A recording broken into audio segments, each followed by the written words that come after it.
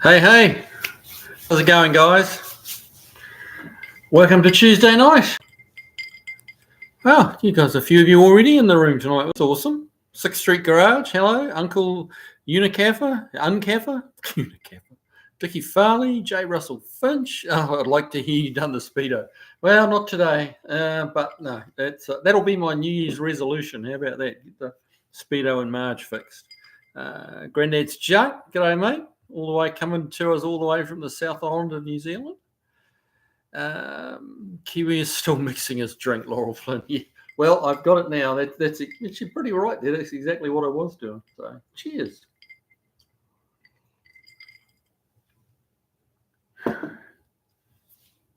So, what's been going on, guys? What's happening out there? Chris Freemasser, welcome along. Old timer F7. Hi, Kiwi. I'm 3 rum buckets deep, so apologies beforehand. Okay, good for you, man. What's the celebration for? Why? What's happening there?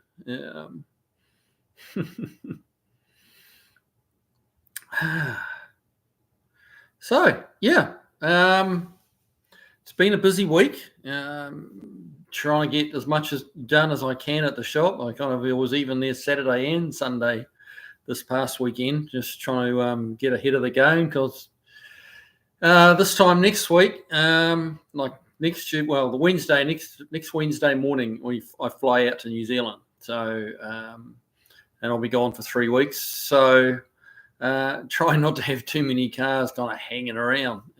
Obviously, the big projects are still going to be the big projects, but those little maintenance ones that come in, we're trying to make sure they're all done and out the door, and parts have arrived in time to make that happen and things like that. So yeah, it's been busy. Okay. Granddad's drunk. You will be here soon, not long now. No, it's really not. Oh, brother's birthday, old timer. Good. Well, that's a good reason to celebrate. Alan Trimble, welcome along. Good to have you here, mate.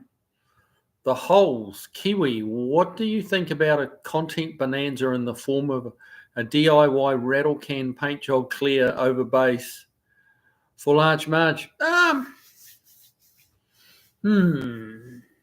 sure about rattle can.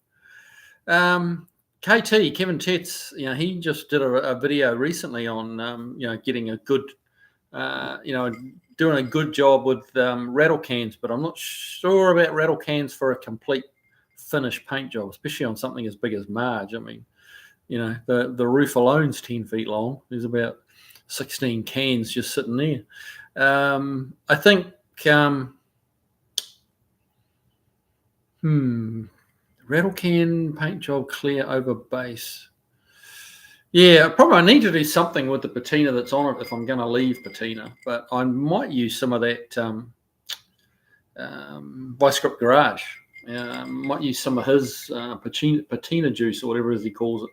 So we might use some of that on Marge. I really would like, I don't know. Part of me wants to leave a patina because, people seem to like that, but, I'd quite like to have a finished paint job on her too. But, there's a couple of things we've got to get done first, so that's all good. The Holes, all the best from Melbourne, Australia. Keep up the good work. Well, thanks, man. Yes, I have been to Melbourne. I went to Melbourne for the Formula One Grand Prix many years ago. Melbourne. I went to Adelaide for the Adelaide when it was in Adelaide before it went to Melbourne. But no, I have been to Melbourne a couple of times. It's a great city. I like it. Chris Freemasser, I see Kev's nowhere to be seen, back behind bars again, is he? I think he's found a girlfriend somehow. I haven't seen much of him. I think there might be another Kiwi has moved in somewhere nearby. So, I'm not sure what that's about.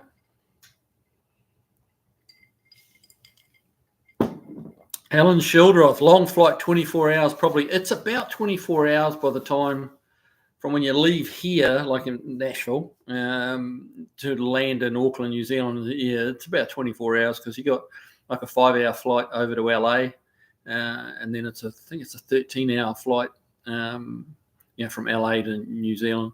So by the time you've got, your wait period between landing in LA and then leaving again, it seems to take pretty close to 24 hours, depending on how long you're waiting for the connecting flight.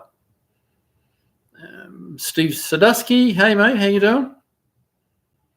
Fly clings to ceiling. Beagle Bob, good evening. Hope everyone had a good Thanksgiving.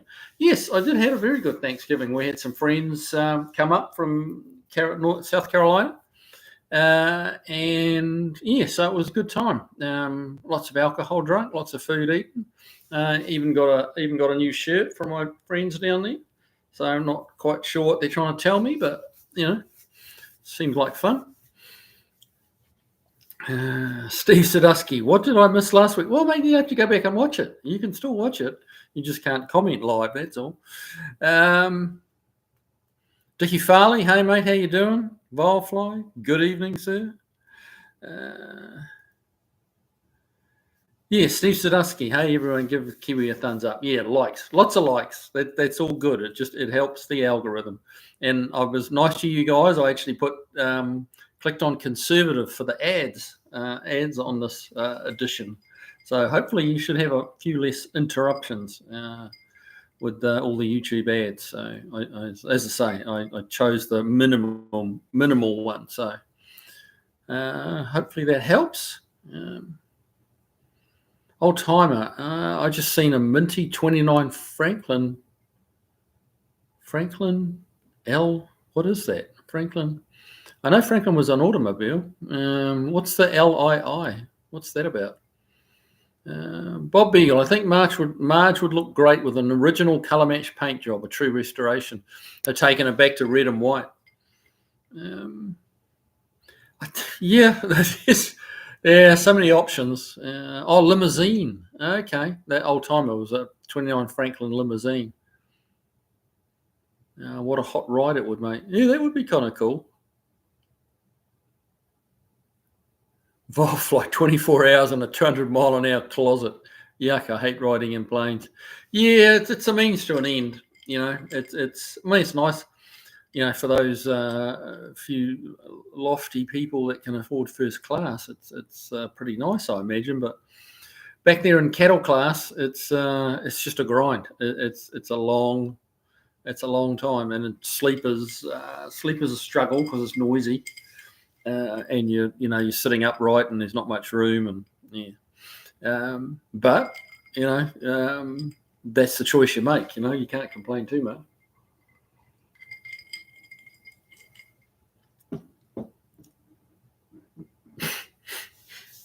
Chris Freeman said, Kev's got another girlfriend. Nice. What does his wife think about it? I didn't know he was married. I'm married, but Kev's not. Laurel Flynn, got to go, Kiwi. I'm raking silage this afternoon. Hope to see you and your Mustang in Natia. Yeah, hopefully, man. I mean, I'm definitely going to be going. Please come and say hi. I'll be there. I'm kind of looking forward to meeting. Putting faces to the names of some of you guys. Looking forward to that. Tim Roberts Garage, best regards from Nashville, Indiana. You're one of our favorite channels. Love the Ford content. Oh, well, cool, man. Thank you. I'm glad you're enjoying it. John Orkowski, hey, Kiwi, how you doing? I'm doing good, actually. I'm doing good. Had an early morning this morning. Mrs. Kiwi was on like a 5:30 a.m. flight out of town with her job. So, that was me out of bed at 4:30 this morning. But I did get to work early and got quite a bit done. So that's the upside. But I'm fading a little bit now, I'll be honest with you. By the time I finish this bourbon, I'll be straight to bed, I think. This 4:30 get up is a little early for me. What else we got going on?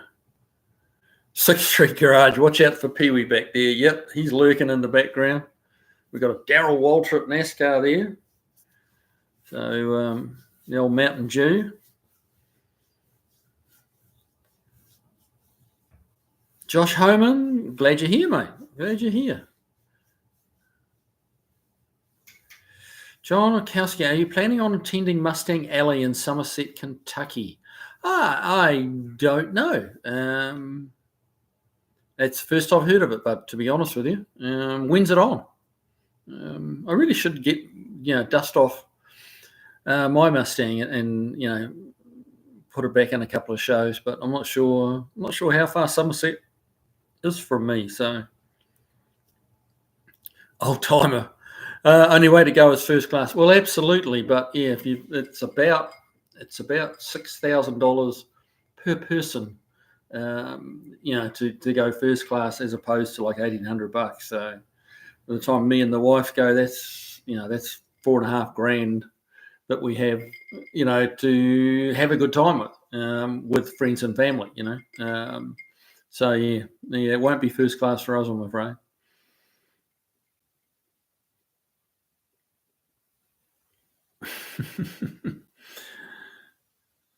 Yeah, old time. If I ever go on a plane again, it will be first class. Yeah, I'd like to make that promise to myself, but honestly, it's flights and especially flights to New Zealand around Christmas time are just expensive.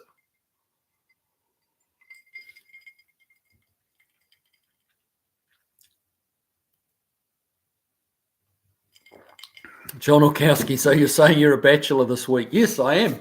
I got the place to myself till Friday night. It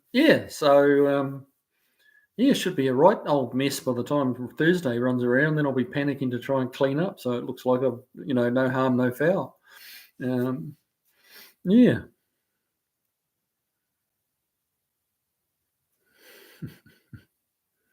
John Orkowski on the third weekend in August every year. Okay.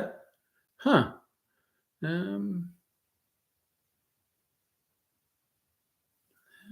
Well, August is a long way out. August next year. So I don't know. I don't know whether I'll be going to that or not. Who knows? I'm hoping to have more time, more me time next year, and a little bit less customer time. So just to kind of dial it back a little bit and have a bit, get a bit of more work done on my projects, and have a bit of time for just, not working every Saturday and actually getting out and having a bit of a good time and enjoying hot rodding. What do we got? Steve Sadusky, how is the shirts coming along? They're good. That's something you missed last week. Yeah, the merch is here. It's on board. Actually, the thumb. If you go, I've got a Shopify website kind of shop there now, which if you go to Kiwi Classics and Customs on YouTube, you'll see the link there.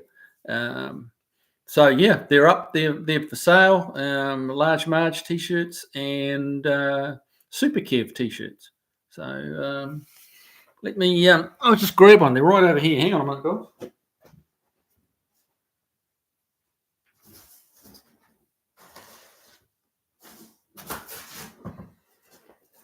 I'm back. Oh, Steve, if anyone didn't see him last week, that's Large Marge t-shirts. That's on the back. We have the Kiwi Classics and Customs logo on the front. We got a beanie around here somewhere as well with Kiwi Classics and Customs on it. And drum roll, Super Kev. Yep, get that in the middle of the shop somewhere there. So yeah. So there's the merchandise, guys. Email me, call me, go on the Shopify link, whatever works for you, and order some. That would be awesome. Wow, questions are coming thick and fast.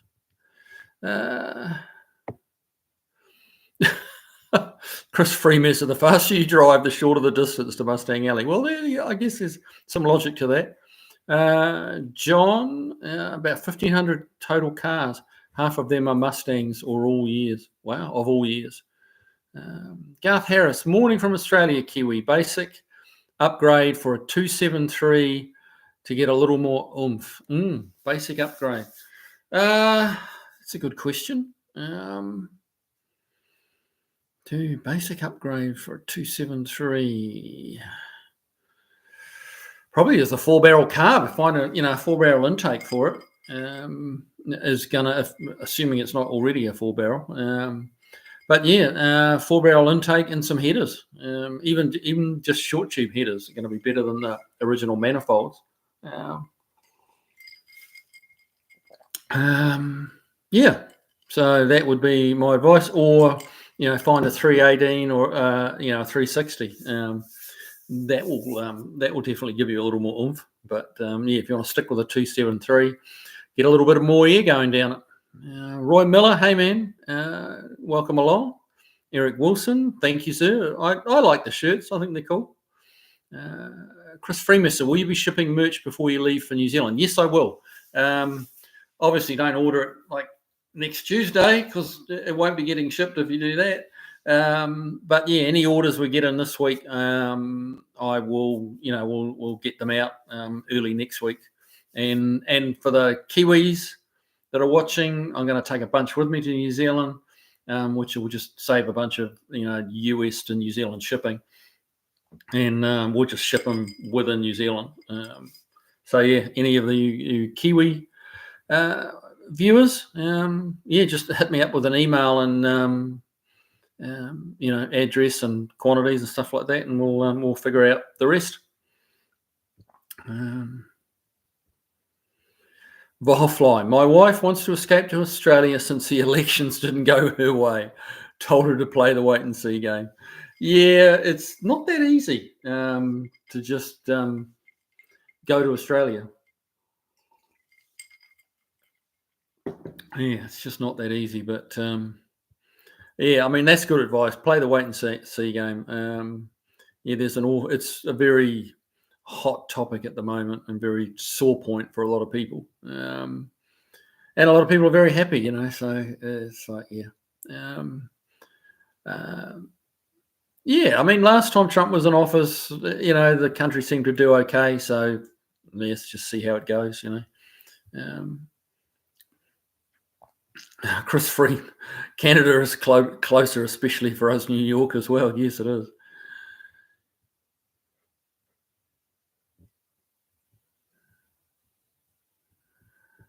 Volfly, teachers always seem to lean left. Yeah, there's probably some truth to that. I appear to be a counterbalance these days. In Canada, well, mate, it doesn't matter where you go. Honestly, New Zealand is like people say, "Oh, why did you ever leave New Zealand? It's such a paradise. It's this, And it's like the politics there are just an absolute shit fight as well. It's terrible. John Okowski, love the shirt. Well, order one, mate. Order one. Just hit me with an email, and I will try and I'll type it in here actually.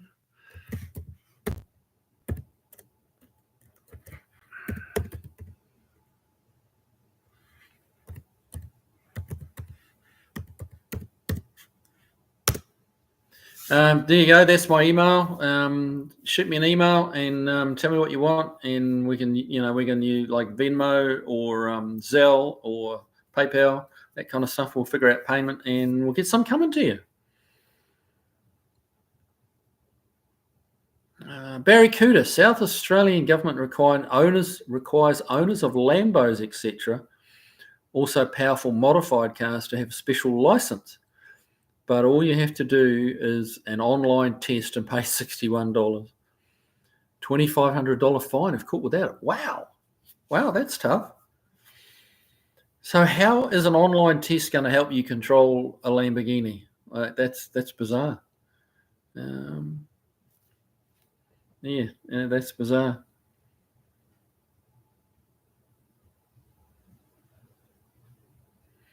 Old timer, can't take it with you. I guarantee you won't reach the end and say, I'm so glad I didn't fly first class. But money means very little to me. I can be happy broke as a hobo. Well, good for you, buddy. Good for you. Good for you.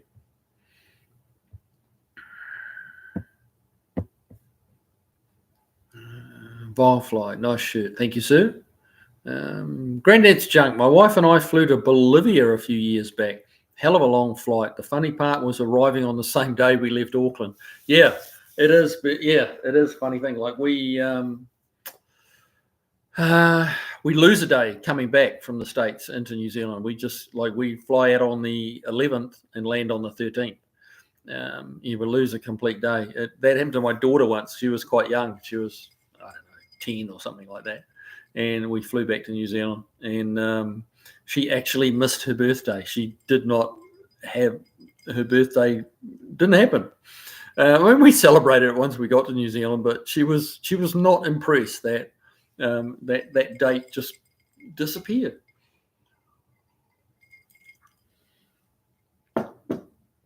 What's on to be? Hi, Kiwi and gang. It's Tuesday once again. Yes, it is, sir.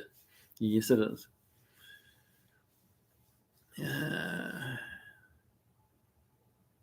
Chris Freemes, I emailed you last Tuesday night about merch, never got a reply. Oh, okay. I did look. I didn't see that. Shoot, I got an email from Tabo about merch, but I didn't see one from you, Chris. I'm really sorry about that. I don't know. That is the right Chris at kiwicnc.com. Yeah, that's the right email.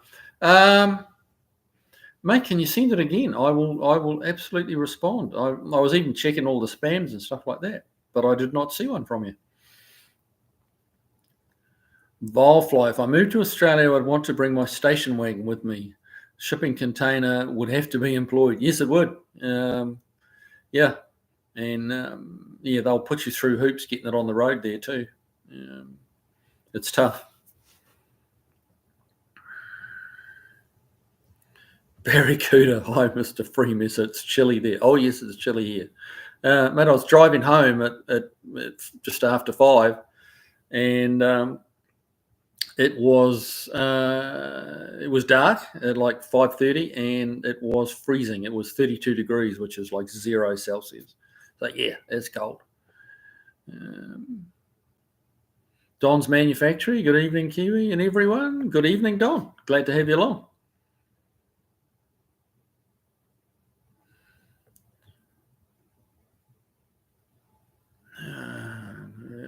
What do we got here? 6th Street Garage. I heard you can't get a fixed rate mortgage in Australia. Crazy stuff. I'm not sure about Australia. You can get them in New Zealand, but they're only fixed for 5 years, and then they slap a new interest rate on it. At least that's what I've been told. But yeah, 5 years the maximum fixed.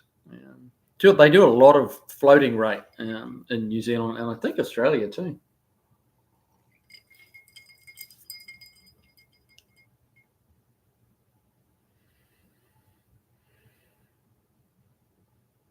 Granddad's junk. It's raining there in New Zealand. 99% humidity. Ugh. Yes.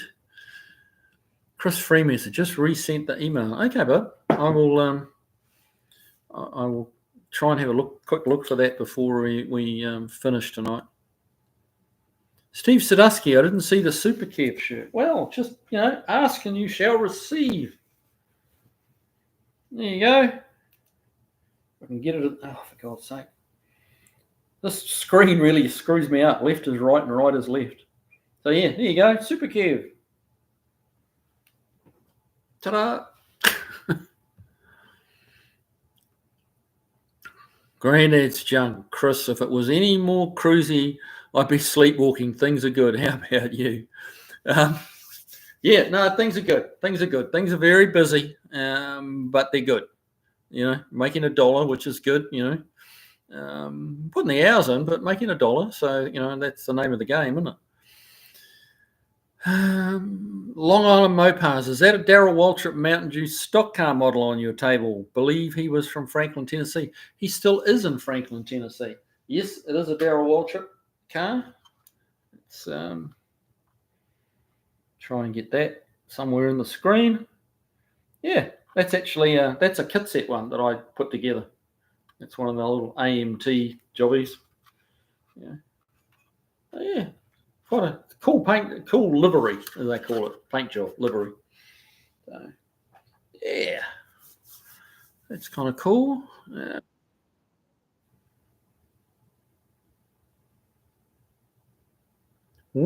Chris Freemes, Granddad's junk. Would you rather have rain or snow?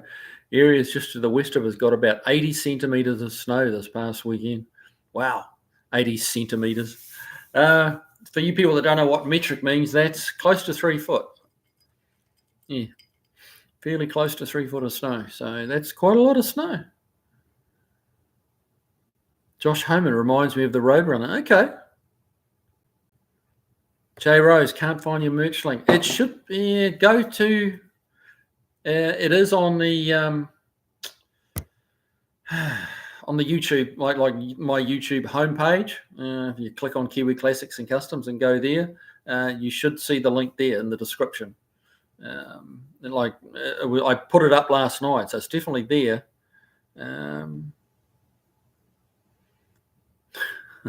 Eric Fan, do you still like Uncle Tony? Look, me and Uncle Tony butted heads quite some time ago, and it didn't need to happen. It was unfortunate, and Tony's a very determined man. He's not backing down, so, it's a shame to turn your back on a friendship, but yeah, what do you do? 6th Street Garage. No. I was hoping to get Kevin on here this week, Kevin Tates, but he's, like as busy as a one-armed paper hanger. He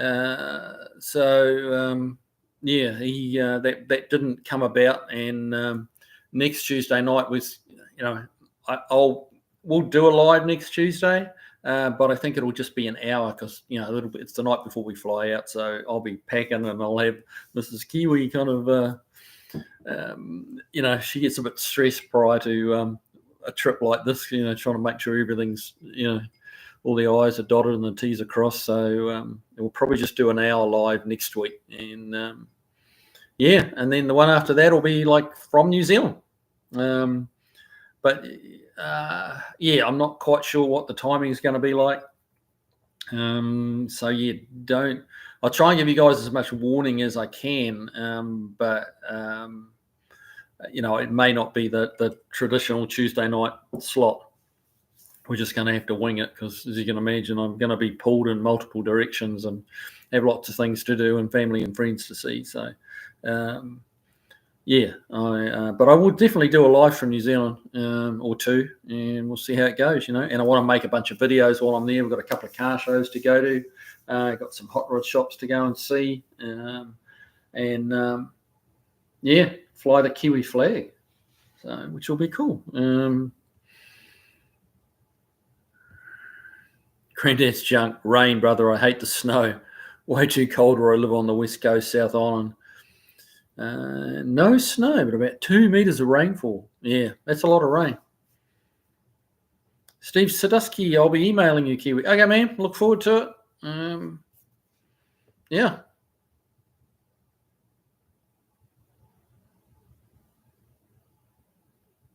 Chris Freemesser, wow. Your city averages around 2.5 meters of snow per winter. Wow, that's a lot of snow. I think we average about 2.5 inches here in Nashville. We have had like 10 inches of snow, but yeah, I think the average is probably more like 2.5 inches.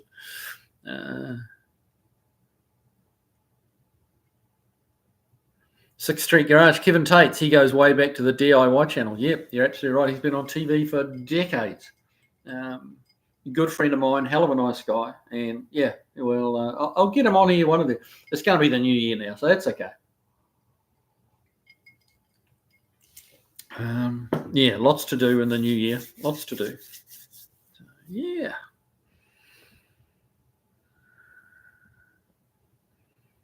Jay Rose, did you have any luck finding the link?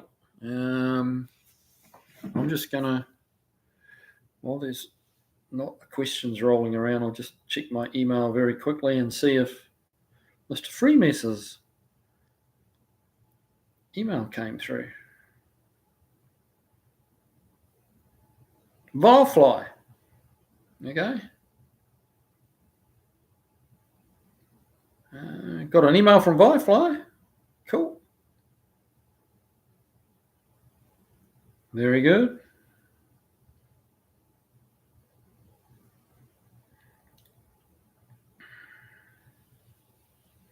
Still nothing from Chris Freemesser. Huh. Why not?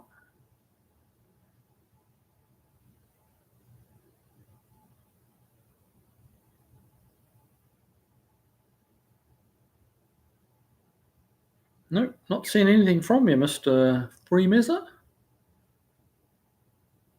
Not a thing. That's weird. Emails work for Volfly. I don't know. That's weird. All right. Oh, it's gone quiet on the question front. Oh, here we go. Matt Boonen, what part of Kiwi land are you looking to get to? I'm over in Gisborne in some balmy 29-degree heat. I will be bouncing around between and Thames. So I've got family in Auckland. The wife's got family in Thames. And going to Ngatea in late December for a car show there. I'll be taking my blue Mustang convertible, the one that I built for my old man.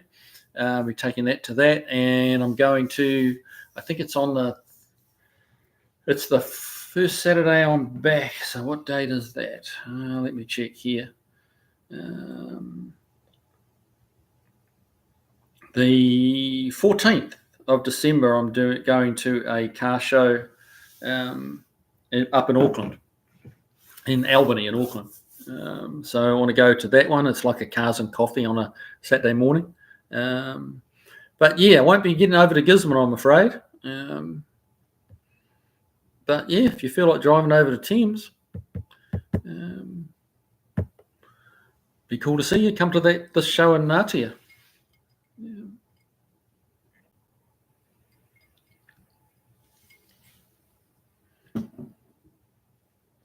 Okay.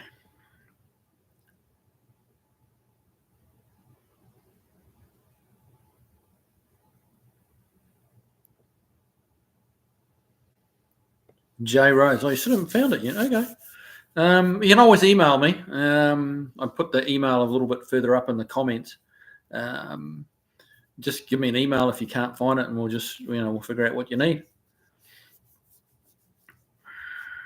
Volfly, I was distracted for a moment. Child clogged the toilet. There was the toilet seat symbol for symbol. There was the toilet seat symbol shining in the night sky. I had to hearken to the call. Oh, good Lord. Matt Boonen, cool. I will be in Coromandel on the 22nd. Well, that's awesome. Yeah, I'll be around, I'm sure. Yeah, if you're in Coromandel, you're certainly not far away. Yeah, let's try and catch up, have a beer.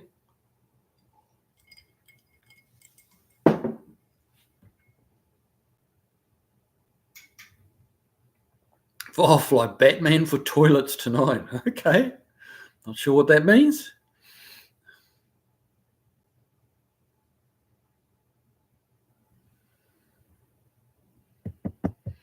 All right, so what's going on? Looks like I've got a few t-shirts to package up. Oh, that'll be good.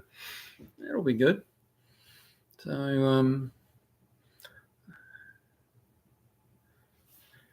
Chris Freemason, just reset the email from a different computer. Okay, let me have a look.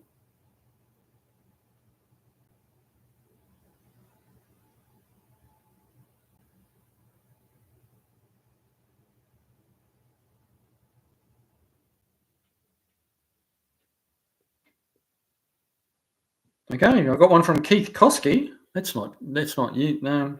Okay. Well, the email's working. Okay, I got some stuff to do.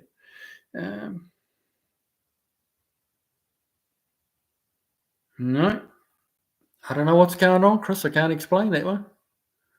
I really can't. I don't get it.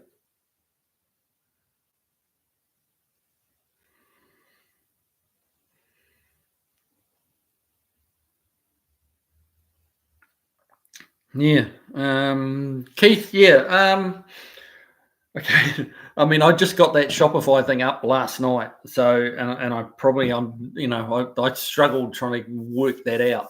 So, if I haven't put a way of ordering the sizes in there, yeah, I'm going to have to get onto that. So bear with me, guys. I'm much better at old cars than I am at this computer stuff. So, yeah. Max Level, Kiwi, do they have drag strips and oval tracks in New Zealand? Absolutely, they do. Yeah, jag racing is very popular, and oval tracks. Yeah, lots of oval tracks.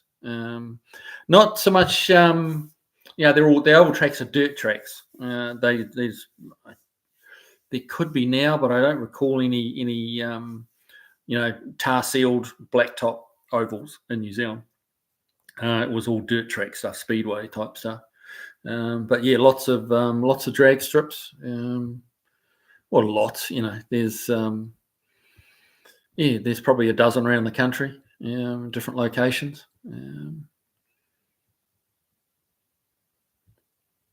Firefly. The only time a man is heralded as a hero is when he unplugs a toilet. Everything else is just demanded. Yeah, well, ain't that the truth? Oh, well, you're obviously multi-talent. Like you can multitask, so that's a good thing. I mean, you're on the video here. You're fixing toilets with your free hand, and yeah, awesome. Well done.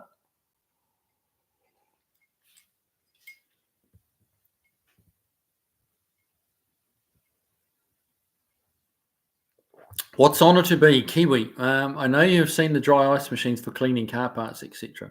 I know you said the Falcon has some surface rust on the underside. Have you considered using the dry ice method? Yes, I did. I actually contacted a local guy that is doing it, and he said he didn't think it would work. I mean, it's not like light surface rust. It's like the underneath the Falcon's got some rust. So yeah, he wasn't confident that the dry ice was going to be the way to get it done. So that kind of went nowhere, to be honest. Chris Freemasson, wait, I'm the one who works in IT and my emails don't work. The world is doomed. Yeah, it's a concern. It really is a concern. I don't know why I'm not getting your emails, mate. Does it come up as Chris Freemasson, or is there some other name that I should be looking for? But I'm not really seeing anything. All I've got is Vilefly and Keith Koski at the moment. So yeah. Let me check junk mails. Oh, there you are. You went to junk mail for some reason. Maybe that's where I missed you last week. Okay.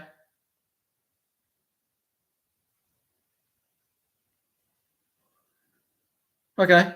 Cool, man. It's here. It's there. You're there. You're all good. So all right, I'll get that happening for you, man. Just bear with me. I will try and get those orders filled this week. So I'll reach out to you guys if I need to, and we'll figure it out.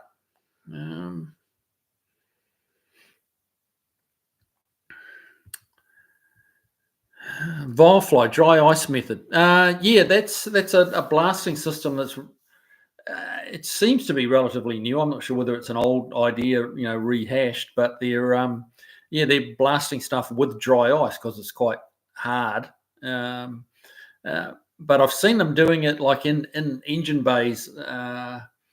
If you've got an engine with lots of aluminum parts that's kind of looking old and somewhat corroded on the aluminum parts, it seems to do a wonderful job on that.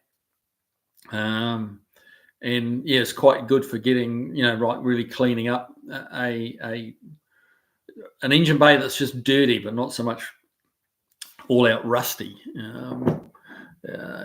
Is as best as I can tell. J Rose, my dad had a 57 to 59 Crown Imperial Southampton in black and light coloured leather. Reminds me of Large Marge. Yeah, well, it would do. There's definitely similarities there, man. Oh, what happened then? Hit the wrong button. Crown Imperial Southampton. I haven't heard of a Southampton before. Southampton's an English place. Interesting. Sounds like a fairly rare car. Chris Freemasson, did you hear me? Like I did actually get it, mate. So I'm good. It went through the spam box for whatever reason. So I did find it there, but I didn't go back far enough to see if I just missed it from last week. I thought I checked the spam box, but maybe I didn't. But no, I got two emails from you there, bud. So I will get that happening for you. Kev put me in the junk mail folder. Yes, he probably did. Matt Boonen, I use CO2 directly from the cylinder, no regulator, to freeze the underseal directly from panels I work to treat. Yes, I've heard of them doing dry ice to get rid of that underseal, but the CO2, that makes sense. Yeah, that would certainly freeze it. Yeah. Unfinished project, just got in. What are we emailing about? T-shirts, mate, merchandise. The guys are ordering merch. So just for those, I'll show you all again. I think, that's the new Super Kev. Damn it. Yeah, Super Kev. Super Kev shirt. And that's just, they're in black. They're just on the Super Kevs on the front. We got the large Marge shirts with that on the front, on the chest, and large Marge sent me. So, yeah. Very much of a play on Pee Wee Herman's Big Adventure. That's okay.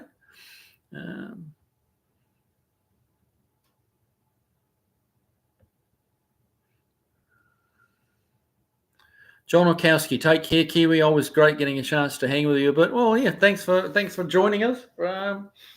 Shame you can't stay longer, but that's all good. Thanks for coming in. Vilefly, yeah. Using dry ice as a blasting medium. Got it. Less mess, I bet. Yeah, and it's abrasive, but it's not. I believe it doesn't really take paint off. So you can get it into into an engine bay that's not bad, but just looking very tired, and it'll brighten it up. I've seen a few before and after pictures like that. Something that's maybe 20 years old, where all the aluminum parts are just looking oxidized and old. It brings them up quite nice. Steve Sadusky sent you an email also, Kiwi. Cool, man. I'm going to be busy. J Rose, it had a gold emblem and trim, power everything. Yeah, I bet it did. That'd be such a cool car to own now, wouldn't it? Steve Sadusky, I'll take one of each shirt, extra large, please. No problem, sir. No problem at all. I will be in touch. What's on it to be? It's an interesting process. Dry ice is the size of, say, a large grain of rice. Only stuff left is the dirt, etc., that is knocked off. The dry ice sublimes away. Yeah, well, it would be interesting to watch it happen. See it done. But yeah, for the old yellow Falcon, it was too much rust for the dry ice to do any real damage to.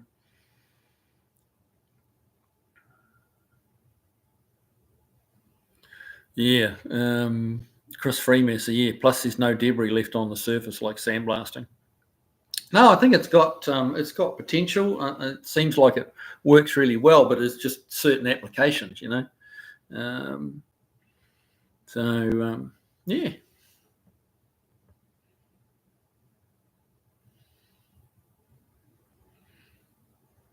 Matt Boonen, take care. Catch you sometime. Safe travels. Safe travels to you too, man. Thanks for coming in tonight.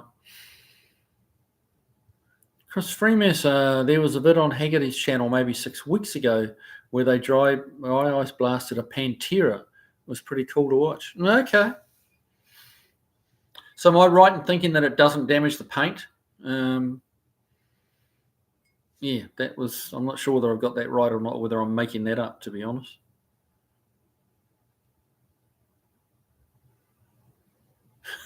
Yeah, Don's Manufacturing. Yeah, soda certainly does leave crap everywhere. Every time Swiss cheese Mustang. Every time you hit that with a hammer, just more sand and shit just rain out of it, soda and whatever it is they blasted it with. It's just always sweeping up underneath the damn thing because it doesn't But it's been a while, but it just still keeps coming out.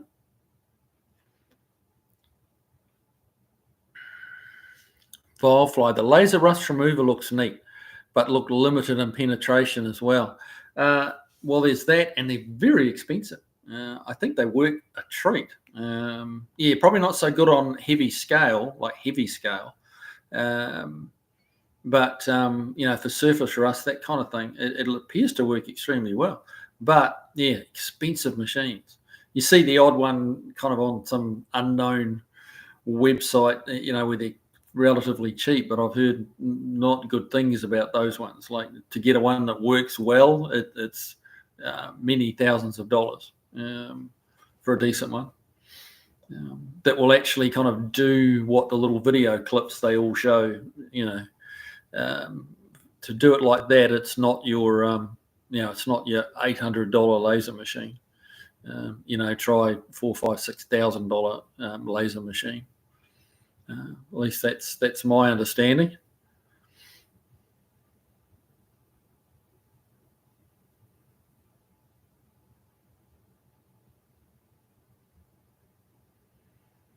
What's honoured to be? Yep, understood, Kiwi. Sure is a nice car and deserves your skill. Well, thank you, sir.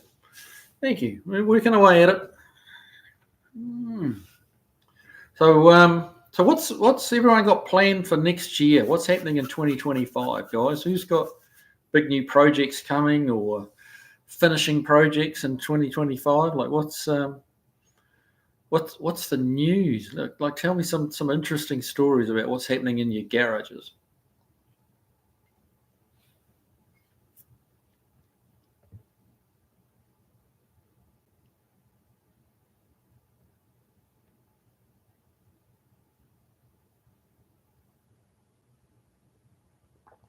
Firefly, okay.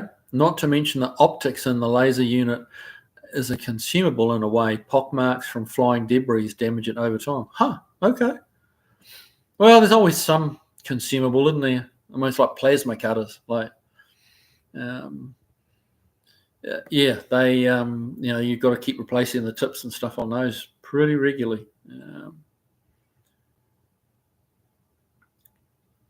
Barracuda, hey bud. Kiwi, do you find it difficult to get quality car parts? It seems like everything is Chinese made now and often poor quality. It is a battle. It really is a battle. I pretty much try and take the high road on parts. If I can see a more expensive option, I'll usually use it. That old saying, if you get what you pay for, seems to be more accurate today than it's ever been. And you can pay more for the same shitty part with a different name on it. That's a trap as well. But yeah, it's a challenge. And like some of the stuff from like the Napas and the O'Reillys and stuff like that, some of the stuff you get from there is it's really cheap, but it's not good. So yeah, I try and buy the more expensive, maybe not the most expensive, but I don't shy away from paying 50% more for a part, because it usually pays off in the long run. Chris Freemasson might pull the engine on my Bug to give it a cosmetic refresh. Well, doesn't it take 20 minutes to take the engine out of a Bug? That's not going to take all year, buddy. I'm sure the cosmetic refresh will take a bit of time, but yeah, I've never, I don't think I've ever actually laid a wrench on a VW Bug ever, which, I actually, I used to just kind of really didn't like Bugs, but they're kind of grown on me a bit as the years go by. I would actually it might be fun to kind of just play with one, just for a brief period of time, just to kind of see what they're like.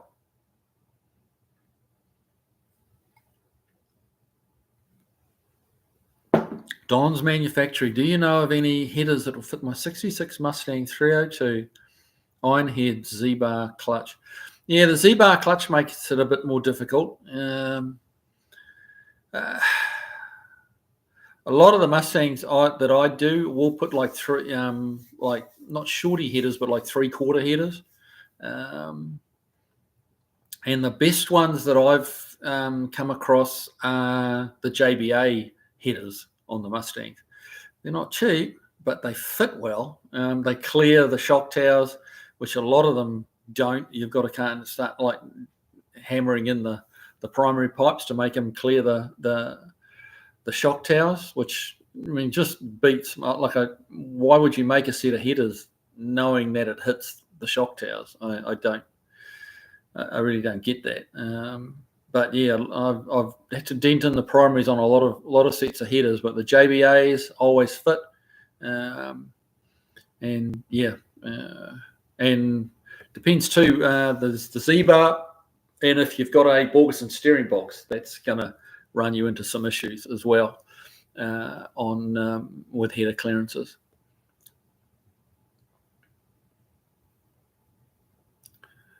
Tim Miller, working on my 70 Mustang Mach 1. Clean up last parts for full repainted temps have got me. It's a little cold for automotive, well, for any kind of painting really, but particularly automotive painting. It's a little cold, but yeah, keep up the good work, man. I like the 70 Mustangs. 69 and 70s are probably my two favorite years for Mustangs.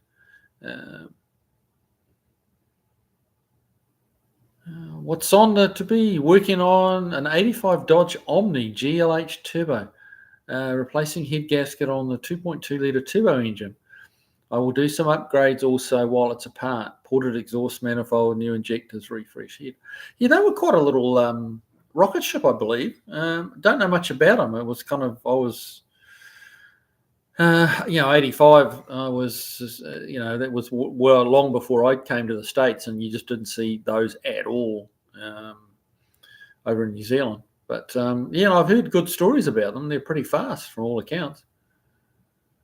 Granddad's junk. I'm getting my wife's 54 custom line on the road, and next year build a 318 Poly and get it into the 58 Savoy.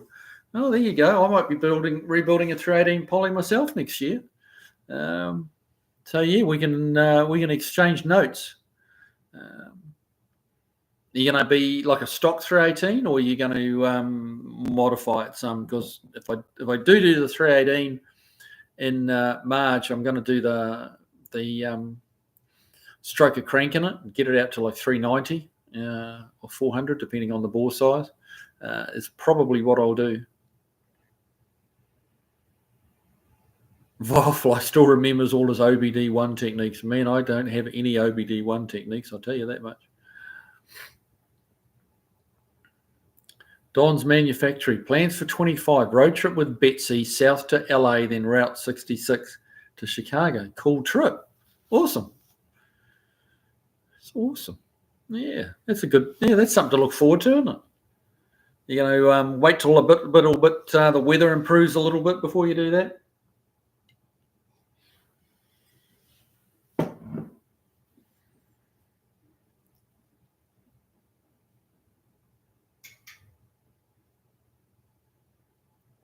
Chris Freemesser, that's the long-term plan. 63 miles. Wow. Tells it took 63,000 miles.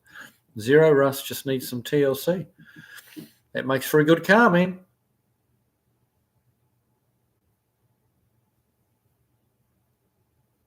Paul Bruno, hey, mate. Welcome to the room. Glad to have you along. Steve Sadusky, I'm currently working on my 68 Chevelle SS, hoping to have all the new sheet metal welded in and start with the prep work for paint, and also my 85 Monte Carlo SS prep for fresh paint. You're going to be busy. That's a lot to do. That is a lot to do.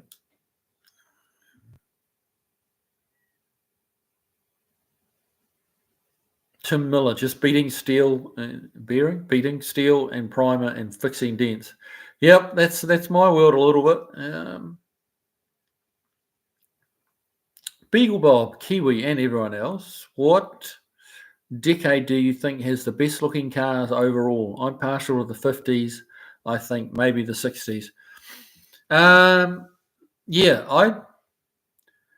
I would say it's not. I would say 57 through to 67. Well, that's a decade, and I think that was the best 10 years. Uh, if you had to pick a 10-year window, I love the old Mopars. The 57, 8, 9 forward look Mopars are awesome. 56 Mopars, not so much. But yeah, 57, they really got it right. And the Chevys came into their own in the late 50s. 58 was a bit, and obviously the 57 is a classic. And then, like 59, 60, 61, 63, 4, 5, 6, all of those were great looking cars. And the Mopars, all into their A bodies and yeah, there was some great vehicles in that. But yeah, 50s and 60s definitely. Don's Manufacturing, May, June, 3 weeks on the road. Nice. That's a great trip. You gonna do some YouTube videos on that, brother? Hopefully that'll be fun to kind of watch along and see, follow the trip. I'll fly. Be right back. Have to fix dinner. Yes, I wash my hands. Well, that's really good to know. Yes, very good to know.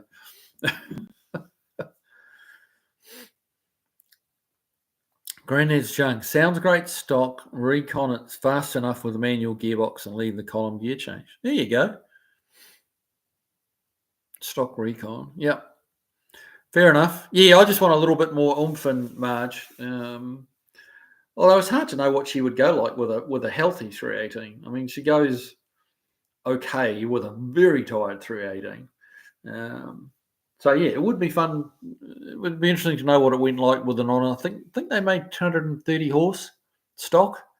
So I think my one's 150 if you're lucky. I would say it's very low on compression. So yeah, it'd probably go pretty good with a 318, but yeah, I have trouble putting it back in stock. There's a part of me that just has to fiddle, has to improve it, make it a bit better.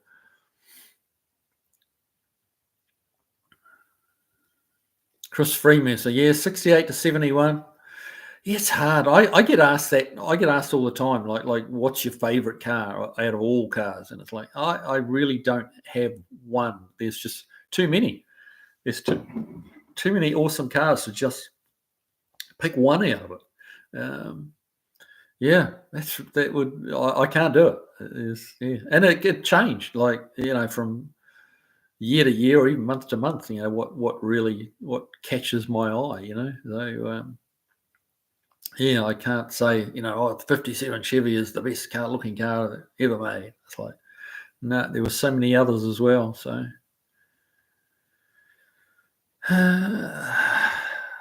John M. Hi, Kiwi. Been a while since I dropped in. Not a fan of winter here in the northeast. No, winter's starting to bite now. Certainly over here in Nashville, it's really starting to bite. I think the warmest it got to today was about 36 degrees. So yeah, it was cold.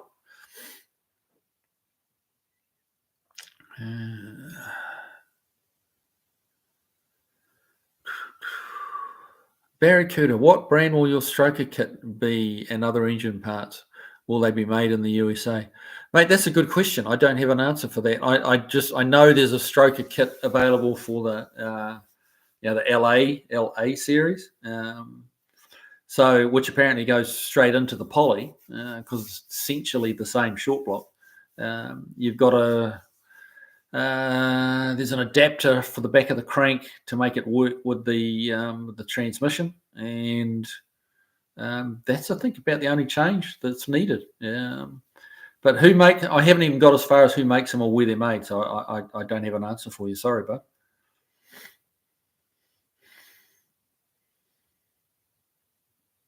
Chris Freemesser, better snow than hurricanes than earthquakes. Yeah, you don't get many earthquakes though, not really. Andy Nickel, welcome along, bud. How you doing? And Phil Buckley, g'day, mate. How you doing? John M. Yeah, all we had was a few wildfires from the drought. Yeah, LA doesn't. I mean, I think you get a few little minor shakes most years, but yeah, there's not many big earthquakes. Rose Staten, g'day warbles. Okay.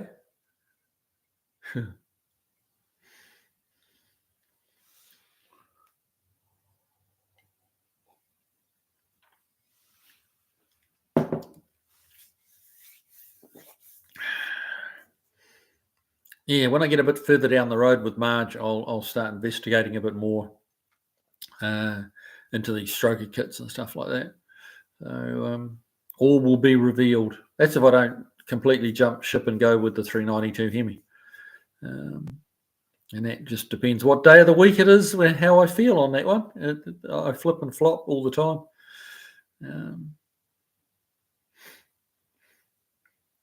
Helen Shildroth, 67 Shelby. Always loved the bodywork. Yeah, they were a pretty sweet car. They were pretty sweet. Paul Bruno, what is the rear axle ratio in large Marge? I would say I don't know, honestly, but I'd say it's pretty tall. It would have to be around the 280, 330 ratio. Driving it, that's what it feels like. Yeah, but I don't know. That's something I would have to kind of refer to Google on that one. I'm sure there's some information out there somewhere as to what ratio it is. But it'd be kind of cool to get a lower ratio and have an overdrive transmission in it. But we'll see.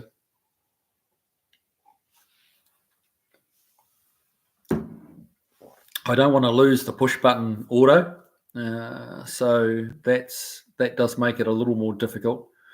But I mean, the overdrive transmission is like good for economy and stuff like that. But really, I'm never going to drive that car so much that I need to worry about getting an extra 4 or 5 miles to the gallon.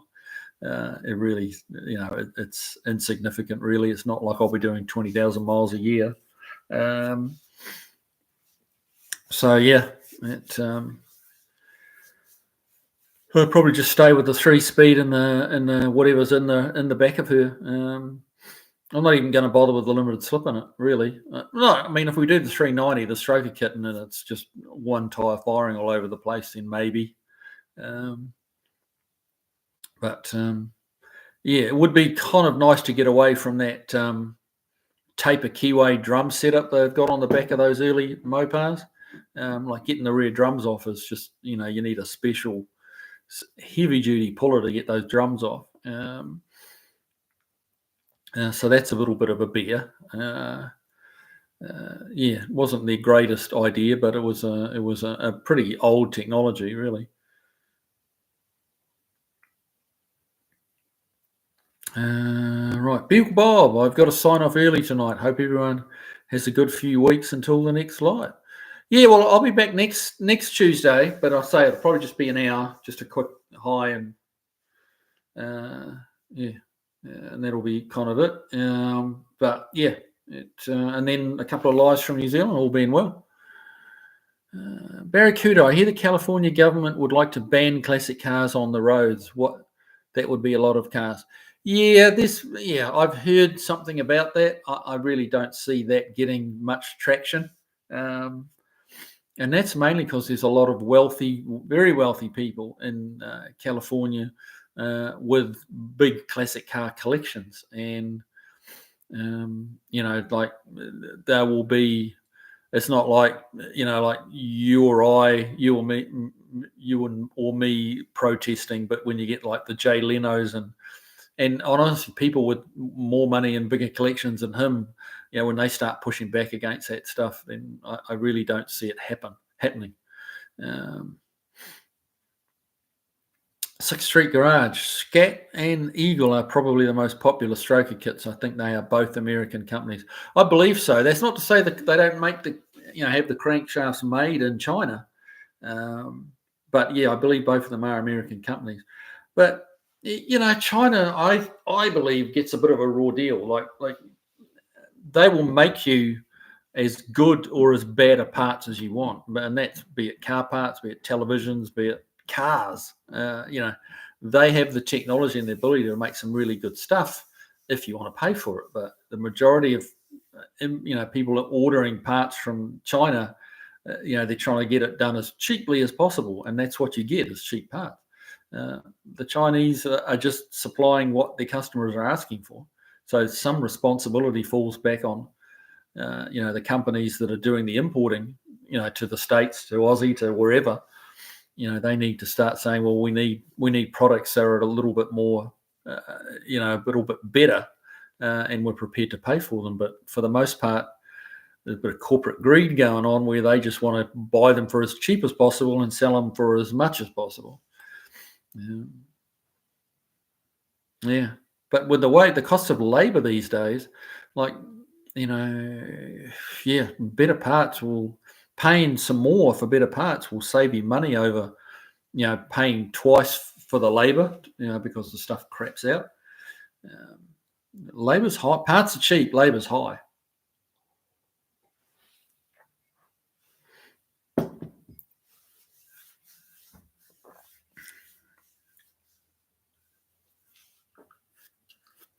Chris Freemesser there. There's no way too many classic cars on the roads of California for them to get banned. Yeah, I agree, Chris. Yeah, there's a lot of big collectors out there, and yeah, I don't see it happening. Some greeny wheelbarrow pushing idiots, come up with that idea, and then people go, "Oh wow, what did you hear about that?" But it's like it's a little way between being an idea from someone trying to get a bit of publicity to actually becoming a thing. John M, you don't drive these cars for gas mileage, you drive for smiles per gallon. Yep, couldn't agree more, buddy. Couldn't agree more. Yep, it's about making you smile. That's what how many of you guys saw that little GMC box fan that I put the video out yesterday? We had that in the shop yesterday. And that was the funniest looking little thing, but it made you smile, man. It was different, and it had way too much power. Like the thing, if you stayed up it, the thing had hurt you. Like it had way more power than it had handling and stopping ability. And so yeah, it was kind of fun to give it a little 2-second burst, but after that it was like, easy fella, easy. But crazy stuff. Wouldn't be allowed on the road in New Zealand or Australia, like doing those sorts of modifications onto a box fan like that. They just wouldn't let you get away with it. But yeah, that's the beauty of in America. If you can dream it up, you can build it.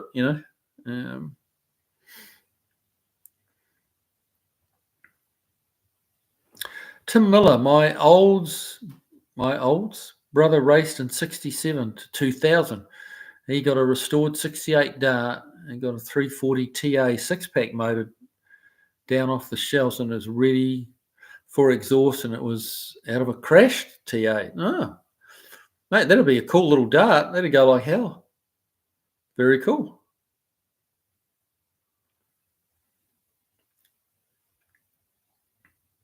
Granddad's Junk, Kiwi. Did the 59 8 3/4 diff, was that the start of the Kiwi hubs rather than pulling them off? Yeah, the Marge has got the Kiwi, like the taper. I think they call it a Morse taper, and it has the Kiwi, like a 1/4-inch square Kiwi in it. But I'm not sure whether it started in 59. I think no, it didn't. It definitely started. The 57 and 8s were the same. Had the same tapered Kiwi setup. So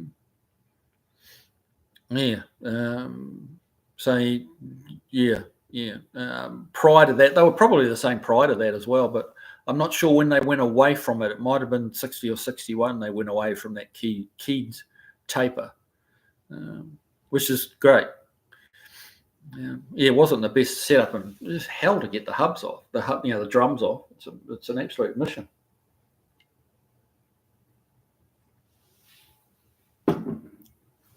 John M. Jay Leno will stop it. Yeah, I mean, I don't see him taking kindly to that. But as I say, there's people with bigger collections and more money than Jay. Probably not the profile of Jay Leno, but there's some money in California, man.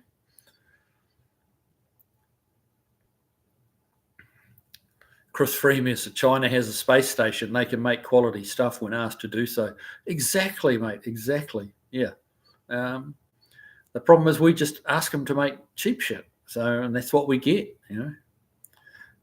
So we've got to kind of, when I say we, I mean, it's really the corporate, but, like we all price shop too, though, like we, as a consumer society, we have a habit of, going for the best deal, and the best deal, being the cheapest deal. But yeah, people probably need to focus a little bit more on the best deal rather than the cheapest deal. They're not the same thing, but it's kind of blurred. That line is blurred a little bit to where the cheapest has become the best, and it's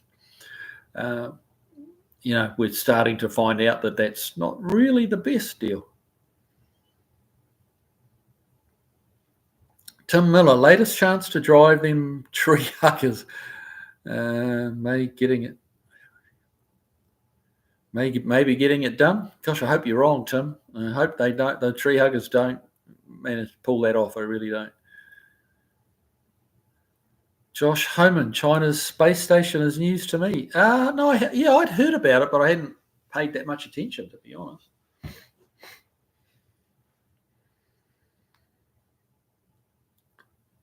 Chris Freemesser, I believe it's called. God, how do you pronounce that? Clan Gong? Okay. Something Chinese.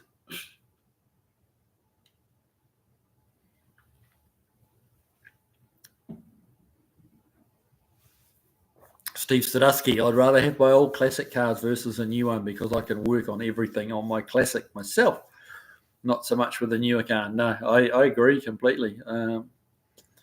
Yeah. Yep. And it seems like that's some of the older cars are starting to bounce back a little bit in value. The older, simpler cars. Not so much collector or classic cars, but some of those ones in between, like 90s stuff. Is starting to gain a little bit of added respect because, they're simple to work on.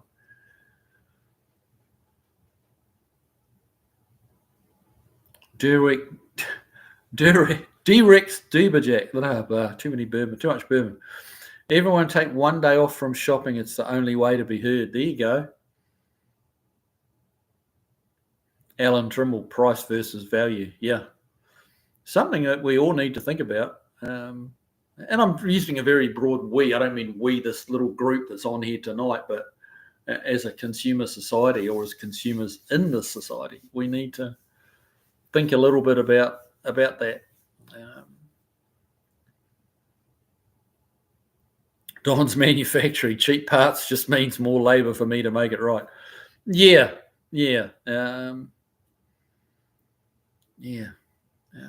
I mean, I got some wheel cylinders the other week for some Mustang wheel cylinders. They were under $10 each. And it's like, how on earth does anybody make this wheel cylinder? I don't know. It's not a terribly complicated bit of equipment. But, someone's got to cast it. They've got threads to cut in it. And, like to bore and hone the cylinder where the hydraulics go and, the springs and cups and seals. And like, for under $10, really? Like, it just blows my mind. It's like, it's too cheap. But at the same time, most Mustangs that come through my shop, and there's a lot of them, you guys, I'm sure you guys know that, almost always they need new wheel cylinders because they seem to just corrode and fail and leak in super quick time.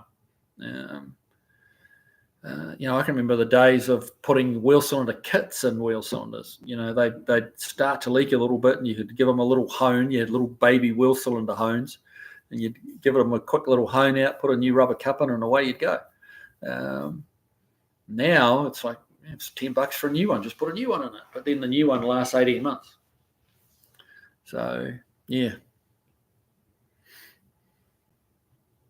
What's on it to be? Kiwi, I'm working on a 74 Duster that needs a right quarter panel and some spot rust fixed. Has a small 198 slant 6 that works like a charm. There you go. Good motors, those slants. Good motors. Never dealt. Never. We only seem to get the 225s in New Zealand and Aussie. But I might be wrong there too. That's all I remember is probably what I should say. Granddad's junk. Truth is, classic cars look so much better. I don't know. Yeah, I mean, yeah, you're right.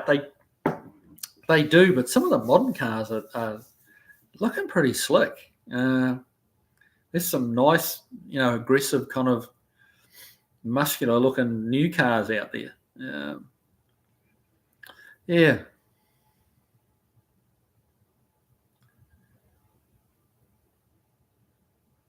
Chris Freemesser, Kiwi, do you do your own maintenance on the Audi or do you take it to the dealership?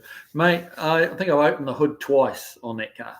And, I take it to the dealership. I bought the extended warranty thing on, the full service package on it. And I just take it to them. I could change the oil and stuff like that, but it's not worth messing about. I'm better off to do what I'm good at, which is the old stuff, and let those guys do what they're good at, which is the new Audis. That's the way I look at it. And I'd be so nervous about doing something on it and missing something that I just didn't know about. Whereas that's what they work on all day, So let the guys that are good at that stuff do what they're good at, and I'll do what I'm good at. Tim Miller, bad steel and parts made poorly. Yeah.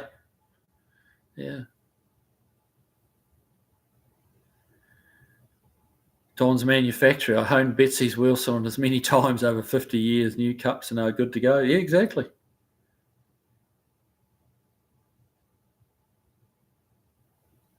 Barracuda, only the big block 225 slant in Australia and New Zealand. Yeah, that's what I thought. I don't remember the smaller one. They made a 170 too, I think, here, as well as that 198. But they made just millions and millions of those slant engines.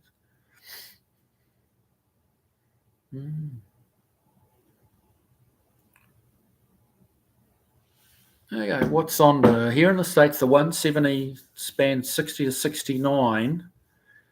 Then the 198, 70 to 74, and the 225, 60 through 87. 60 through 87. Wow. That's a long run. 27 years. That's a long run for an engine. It shows how good it was.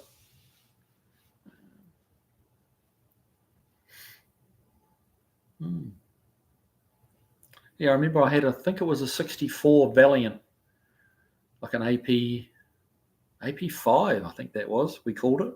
AP5 Valiant. That had the 225 auto in it. Push button auto it was too. But that was a cable operated. Yeah, well, they're all cable, aren't they? But they had park and everything, not like Marge has no park.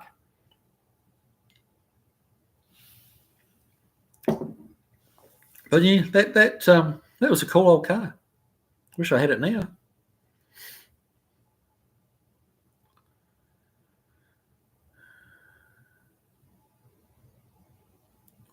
In Minnesota, old cars rust out. What takes out old cars down under? Rust gets to them for sure. They don't, New Zealand doesn't put salt on the roads like they do here. But you're always close to the coast, so you've got the salt from the sea. Because that's the one kind of unique thing about New Zealand is you're never more than, I think it's an hour and a half or an hour and 40 minutes from the ocean. Is that's the furthest you can get away from the ocean, because the country is so long and skinny.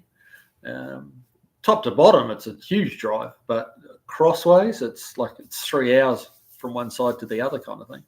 So yeah, in theory, you're never more than an hour and a half away from the coast. So yeah, you get a bit of salt damage from that. And honestly, another thing is, how tough it is to keep the cars legal on the road in New Zealand. That is what takes out a lot of the older cars. They just become too expensive to repair and maintain. because you got to get them, like safety inspected every 6 months, and they check everything, and it's tiniest bit of rust, they'll fail you, and pretty quickly, would like, the cars in New Zealand don't get as rusty as they do here, but like they're pulled up and rejected, not deemed unsafe way long before that happens here. So while there's not as much rust, there's probably just as much rust taking them out because they hold them to a much higher standard.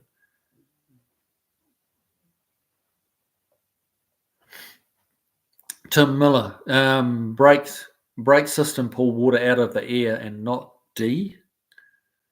But yeah, brake fluid is very quick to absorb water out of the air. Yeah.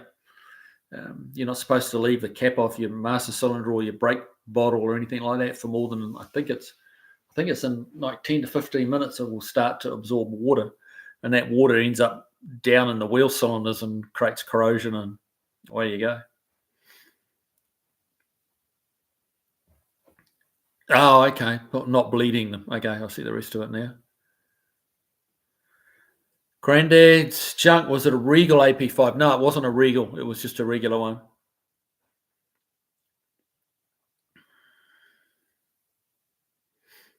Andy Nickel, when I bought my new Sebring, I swore I'd only open the hood to check fluid level. Now, 20 years later, it's a different story. Yeah. Yes. Yes, indeed. Barry Cooter, with push button, it must have been an AP5. Yeah, that's what my memory tells me. It's an AP5, but honestly, it's so long ago. I was 18 or something, So it's it's over 40 years ago. So yeah, not over 40, 40, 40, 50. Yeah, yep, over 40 years. Time flies when you're having fun. For 65, all Chrysler's were forced to ditch the push button. Why were they forced to ditch the push button? Hadn't heard that before.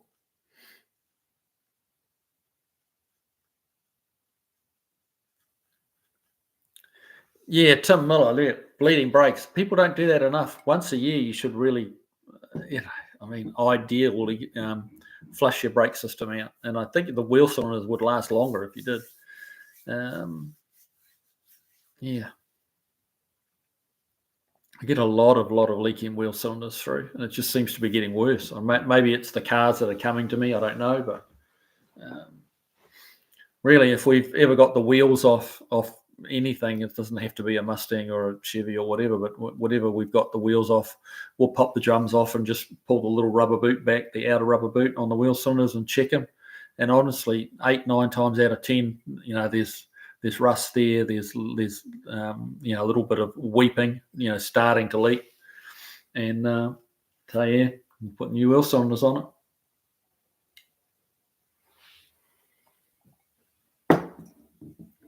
Oh, Barracuda, government regulations. Oh, really? Why did the government not like push button autos? What was bad about that?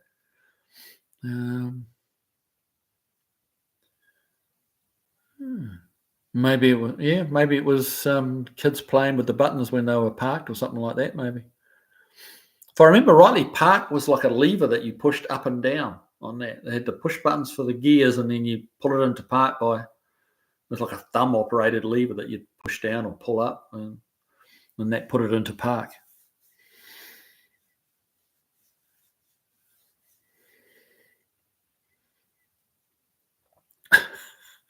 Firefly clings to a bratwurst. Bratwurst for dinner, is it, mate?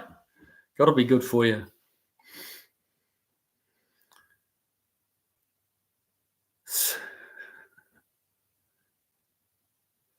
Andy Nickel, did they tend to pop out of gear? I don't remember that being a thing, but yeah, if the government regulation put them out, there must have been something going on, which sounds typical for New Zealand because the government pays for all the medical. They don't like anything that hurts people because ultimately the government end up paying for it. So they're very overprotective of their subjects because they don't want them running up medical bills that the government has to pay for.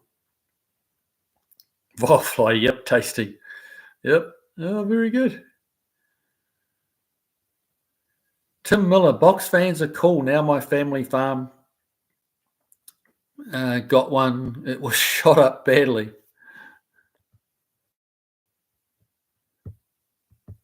Yeah, but good target practice, I guess, a box fan. Plenty. If you can't hit a box fan with a gun, then you're not much use, are you, really?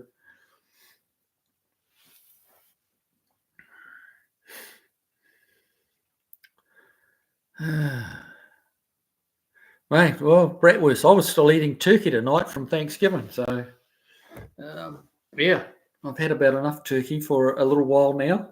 Um, yeah, but yeah, bratwurst sounds pretty good, mate.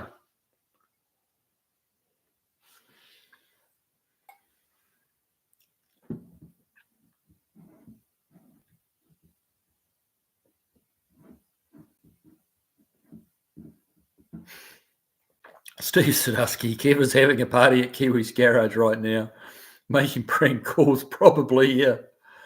I think he's interfering with my email as well, a little fecker. Yeah.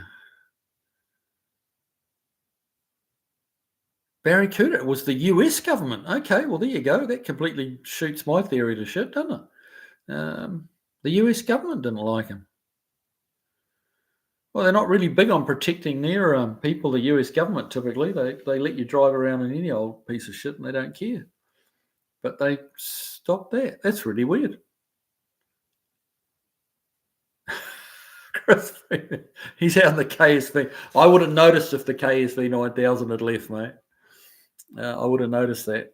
The whole freaking house shakes when that thing runs. But yeah, I wouldn't put it past him.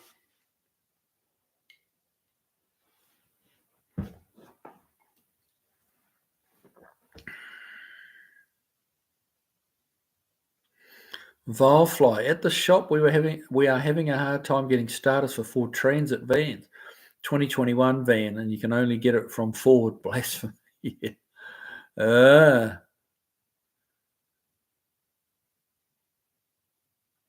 Chris Freemasson, when was the last time you took the KSV out for a drive? Oh, that's a good question. When was it? It was. When was it? That was in. I think it was July. Yeah, it's been a few months. I think I had it out in July. July, or was it August? No, not August. Probably July, I think. Yeah. So, yeah, it's fun. It's a fun car to drive, but yeah, it's loud and it's just wheel spin all the time. There could be something to do with the driver, possibly, but I'm saying it's the car. So yeah, it's been a while. I need to actually probably get it out and take it to a car show. Is what I need to do. But yeah. Paul Bruno, in the 60s, Ralph Nader was attacking the US auto industry left and right. He was a real pain in the ass. Yeah. Yeah, he was making some noise, wasn't he? He put the death knell on the Corvairs, didn't he? What was his thing? Unsafe at any speed.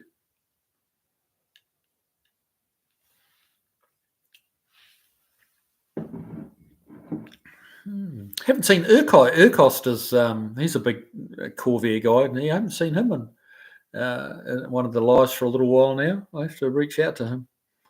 I owe him a couple of T-shirts, so I need to get a hold of him. Vilefly, I need beer to go with this bratwurst. I'm all out, mate. That's poor planning, isn't it? That's very poor planning. You, yeah, you kind of slipped up there. All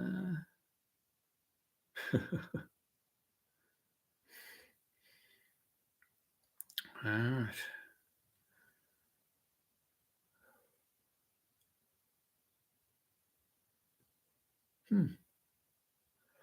So was there some history of people having issues with the push button transmissions? Like if that was Nader's thing, like what was he bitching about? I've had regular floor shift automatics, come out of park and into gear. So it wasn't just a push button thing.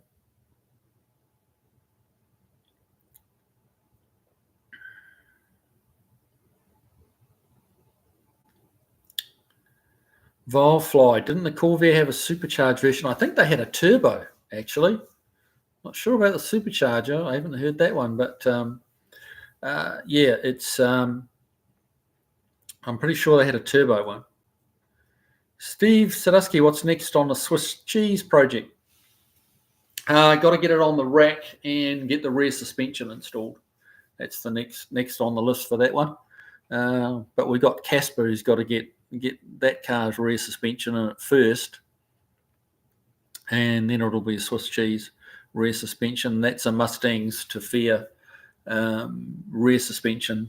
Just you got the whole kit and caboodle from Mustang's Tafia. So I've had a look at the rear suspension. It looks pretty slick. It's not unlike the Heights rear suspension, except that it does have a Watts link. What's a little unique with the Watts link on that Mustang's Tafia is the Watts link actually goes horizontally and mounts on top of the diff housing. So I'm not sure how we're going to go for room, because obviously that Watts link has got to be a few inches tall even on its side. So I don't know whether that's going to interfere with suspension travel or not, whether we've got to mess with the rear floor or not, I don't know, but time will tell. So watch this space. Barracuda, in the 80s, I had a VC Valiant Regal 225, automatic headers, twin exhaust, black on black. It was great fun. Wish it was still in the garage. Yeah, I bet it did. I bet you did. I bet you do, I should say. A 225 with twin exhaust. I wonder what that sounded like. What's on it to be? 150 horsepower first gen and 180 second gen turbo on the Corvairs. There you go. I was right about a Chevy product. Yay me.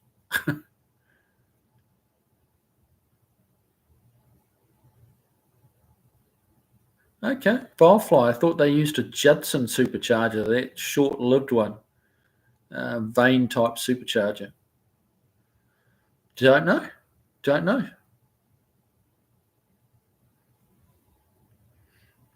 What's on it to be? Granatelli did some upgrading on Corvairs with supercharging. Yeah, well, I mean, those Vane superchargers, I didn't realize they were doing those way back then. But those Vane, superchargers are pretty good. Andy Nickel, according to Google, the government stopped buying cars with push buttons. Okay. What, were they too complicated for the police to figure them out, how to get them into gear? Shouldn't say that about our boys in blue, should we, really? I wonder what that was about. Getting through this bourbon tonight, guys.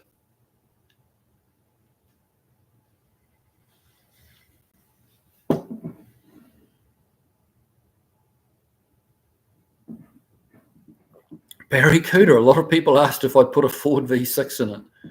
Oh, no, I wouldn't do that. That Ford V6 was not their best work. That Zephyr V6 is no.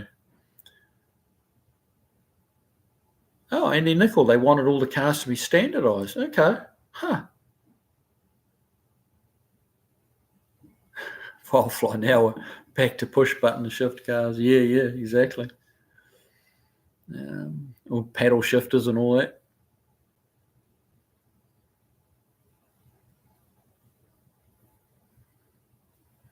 Chris Freemesser, it might have had something to do with how the police learned to do manoeuvres with column-mounted shifters. There you go.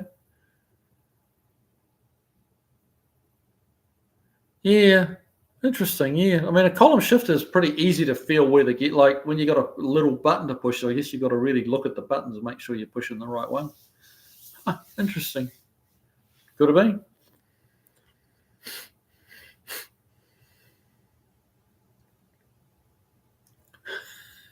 Tim Miller. Eddie, I guess you mean Andy. Andy and Barney can't see buttons. Well, some truth to that.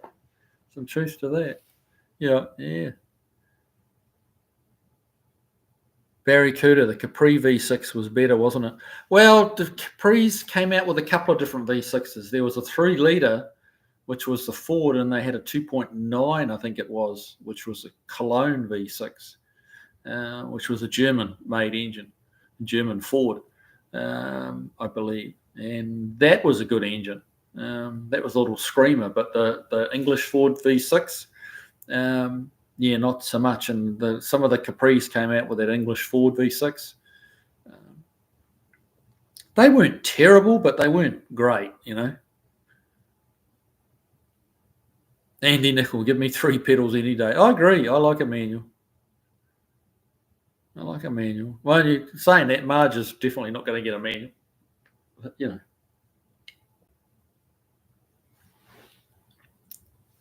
She is a cruiser, though.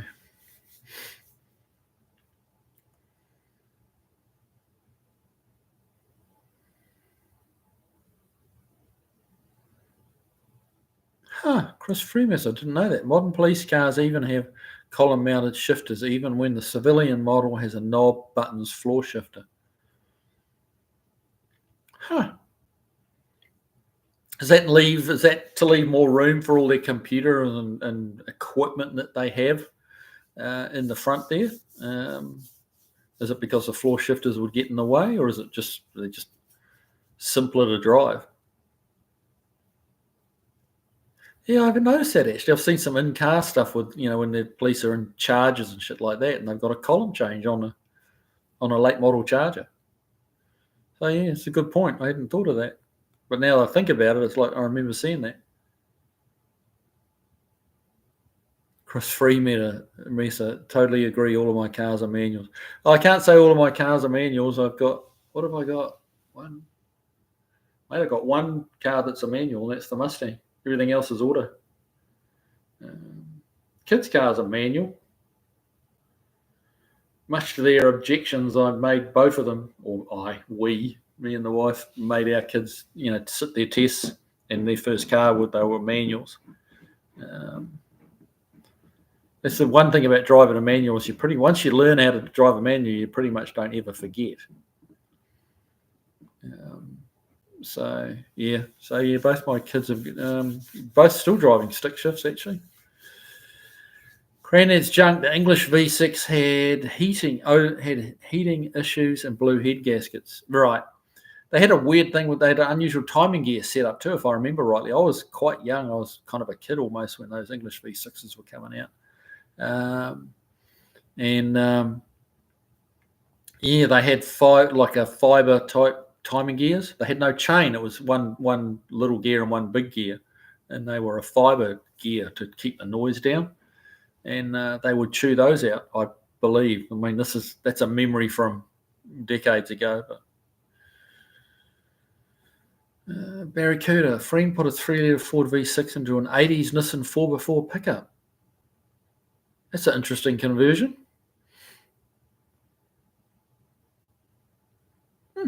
I guess it would have been the Nissan would have been a little 4-banger probably. So I guess that would be an upgrade. Don's Manufactory bowing out for the night. Well, good night, buddy. Thanks for joining us. Appreciate you.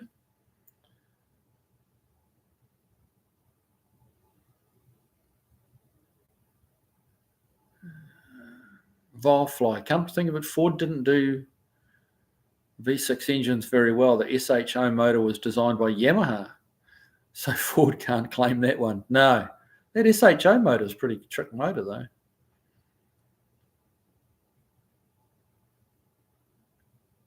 What's honoured to be? I think the newer Chevy Caprices were still console shift. They were Australian made. Yeah. Yeah, I'm not sure. For police. Don't know.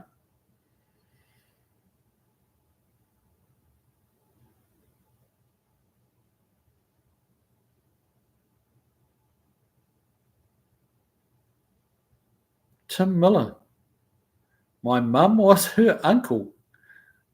And her uncle? My mum and her uncle had a Ford V6. It was a screamer.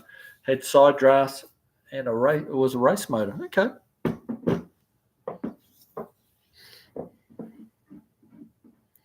How would you mount? Was it? I wonder what sort of side drafts. I know they did make some 3-barrel side drafts. Was it did it have 3-barrel side drafts on it?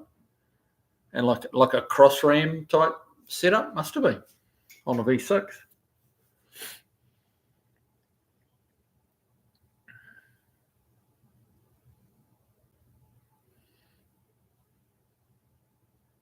Granddad's junk, the Mark IV Zephyr went much better with the Windsor in it. Certainly did. It certainly did. That was a good swap. Made a nice car out of those.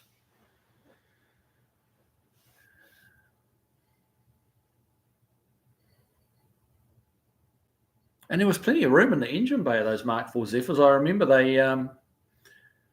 my uncle had one, and I remember being like wowed because the spare wheel was under the hood in front of the. I hope I'm not making this up. One of you guys can confirm this, but yeah, I seem to remember it having the spare wheel in front or on sort of somehow in the engine bay, and gave him a huge trunk because there was the engine being only 3 cylinders long and they had quite a long hood on it. They found a space in the engine bay to put the spare wheel, if I remember correctly. Like I said, I was probably only, early teens or something like that when that was a thing.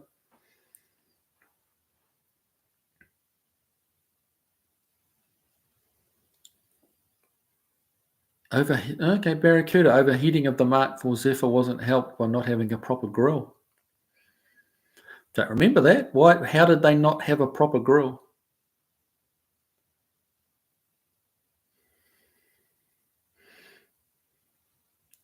Vilefly, the Geratech motor was medium rated. The wiring harness was badly located. Just fixed one today. Crank sensor harness melted into the alternator harness due to a bad front crank seal. Wow, that's a mess. That sounds like a whole lot of work. Granddad's drunk. You're right. It was in front of the radiator. Wow. No wonder they had overheating problems. As I was saying that out loud, like hadn't thought about that for so long. But yeah, so in front of the radiator. That's wild, isn't it? Yeah, no wonder they had overheating problems. Is that what you mean, Barracuda? But when you're saying not having a proper grill, because are you meaning the spare wheel being in front of the radiator, or was there something restrictive on the grill as well as a whole wheel? Yeah, that's weird, isn't it? Yeah, not one of their best ideas, you'd have to say.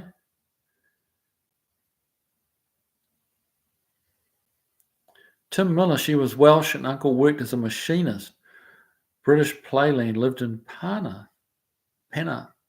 Huh. There you go.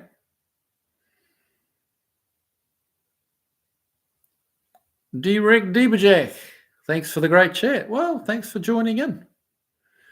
Thanks for coming and spending some time with us. We haven't got long to go now. We're about a quarter of an hour out and we'll be done.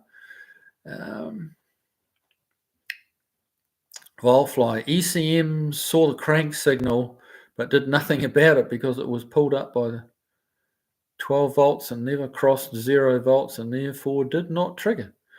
Okay, you lost me there. Too much electronics, bud. Yeah.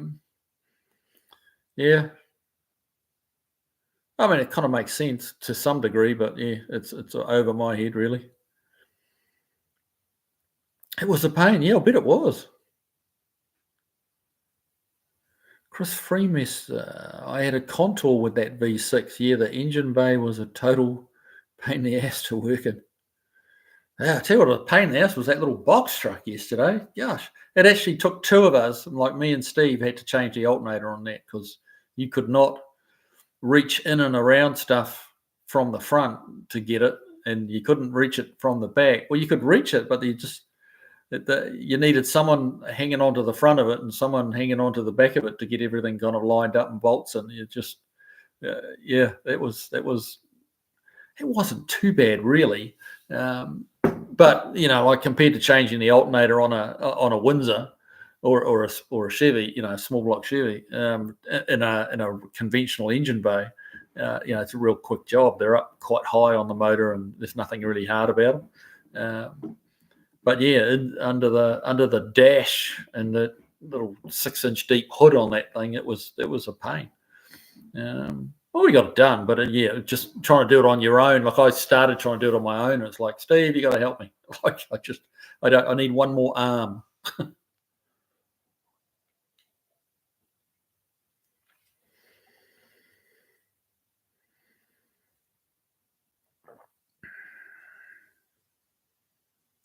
Barracuda, the grill area was just sheet metal and it took in air down low. Well, that kind of makes sense because if the spare wheel was there, I mean, there's not a lot of air going through a spare wheel. So, yeah, I guess they took the air from underneath the bumper and fed it up to the radiator. Yeah, Granddad's junk. There was a small grill in the apron under the grill. Yep. Huh. It has been so long since I've seen a Mark IV Zephyr.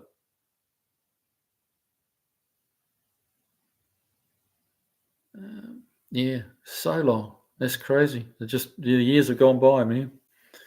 Volfly had no love for those engine installations, Chris. Yeah, I had to give it to whoever did the engine installation on that box van. They'd actually done quite a nice job, and it must have been a bear to do. I'm guessing. It looked like the front cross member was a bolt-in affair, and I'm guessing that it all kind of went up from underneath.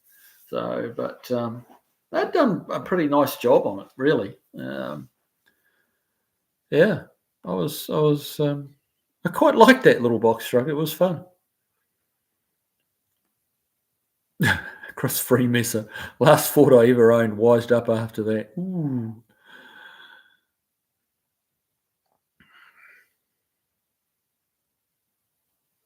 Volfly, all ignition modules look for the voltage from the pickup coil to cross 0 volts on a rising side of the AC signal from it. So when you reverse the wires, it will never. Oh, okay. Yeah, I get you. And yeah, when that one harness melts into the other, you're going to get a few reverse wires, aren't you? Todd Denio. We do this every time, don't we? Todd Denio. I'm late, but I got here. Well, we're glad to have you along, mate. Even though I did just mash up your name again. Sorry about that, brother.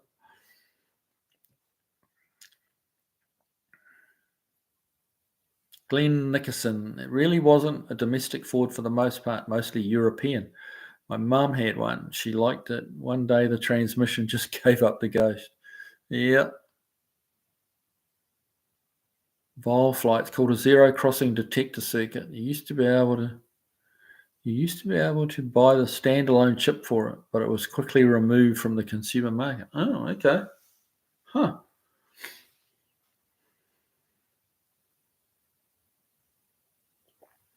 Barracuda in the early 80s, the Australian burnout champion, was a Mark III Zephyr with a Hot 289 Windsor in it. Hey, 289s will do some damage, man. They're a great little engine. You can milk some horsepower out of those things. And they rev hard, which is probably part of how that guy ended up, becoming the champion at it, because, it's, 289 spinning at 8,000 RPM sounds pretty sweet. And they'll do 8,000 RPM.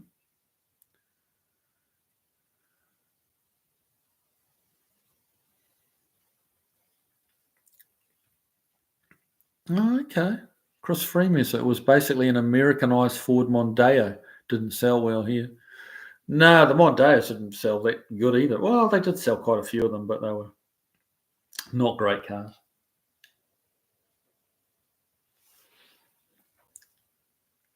That's it. One dead bourbon.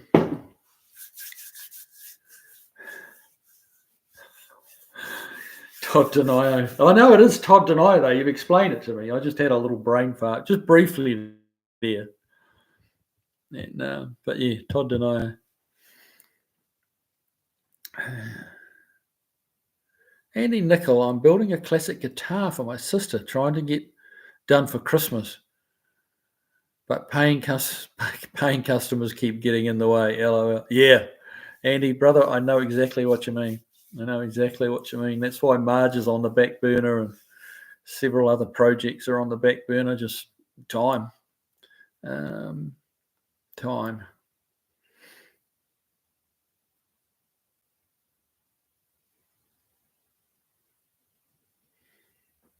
Vilefly. One year I got everyone Yushanka's Russian air flap hats. Okay.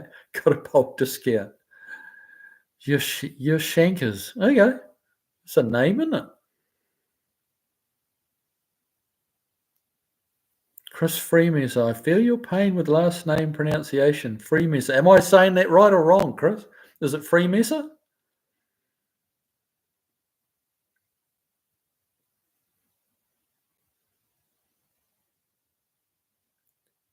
Tim Miller, try 360 and Marjorie. Marjorie. Haven't heard her called that before, Marjorie. Nah, not going to do a 360. No. I mean, good engine for sure, but no, it's either going to be Poly or Hemi, one of the two. Barracuda freeloader.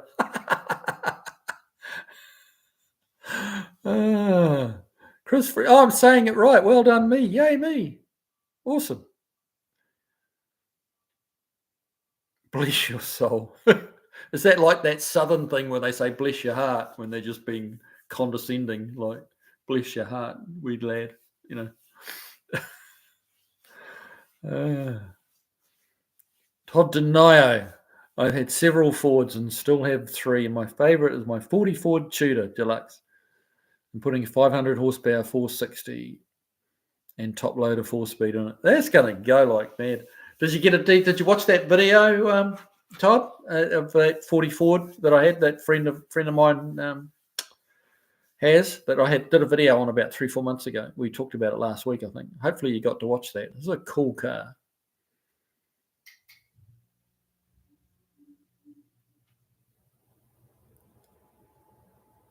Granddad's chunk. If you choose Hemi, bring the Poly with you. That's a little heavy for the old carry-on luggage, brother.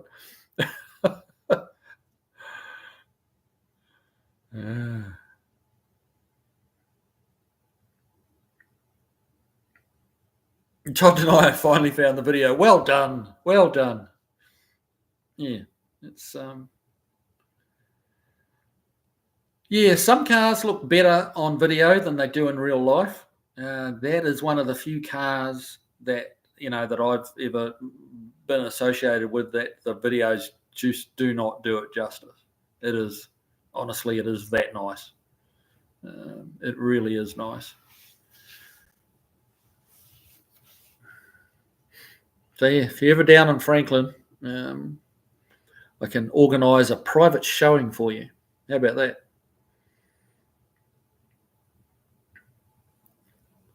But that thing should go with a 460 in it. Whew.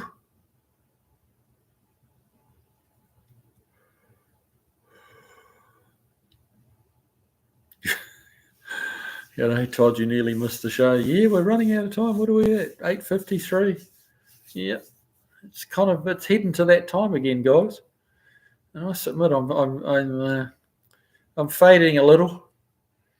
That early start kind of messed me up a bit today. I haven't had any comments on my shirt tonight. I thought you guys would have, some of you might have commented on that, but yeah, friends of mine got me that. I'm not quite sure what they're trying to say, but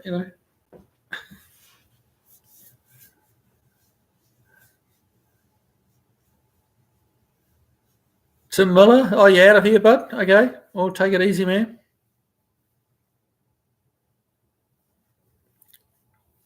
Todd Denier, 460 is easy to get 500 horsepower out of. Yeah, it is. It's a big engine. Steve Sadusky, I want one of those shirts. Yeah, I don't know where they got it from. Honestly, I don't know where they got it from, but it's a bit of fun, eh? Glenn Nickerson past my bedtime on the east. Oh yeah, it's getting late on the east coast, isn't it?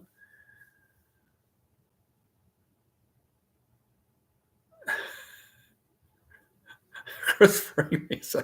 I wasn't aware we were a shit show. Unsubscribed. Oh no. Oh dear, bit of humour, huh? Volefly clings to a stuffed baked potato. Oh, good grief. Uh,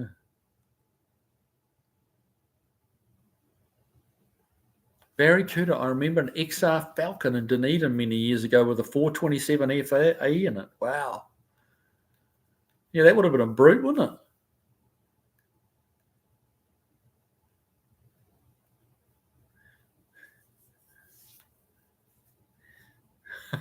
Yeah. Andy Nickel, when my old mum was pissed or bored with someone, she'd say, "That's nice." Yes.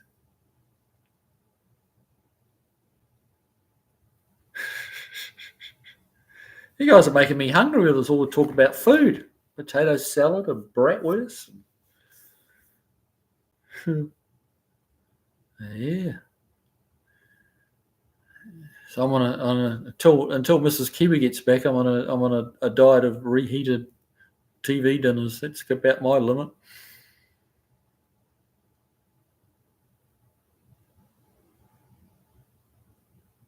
Tim Miller, the saying is military on a shirt. Really? Okay. Tell me what's this about? I don't honestly know. I'll try and get close enough. Wrong way. Grunt style. It's got a couple of rifles on it. GS. Does it say? This will defend. So is that connected with that somehow?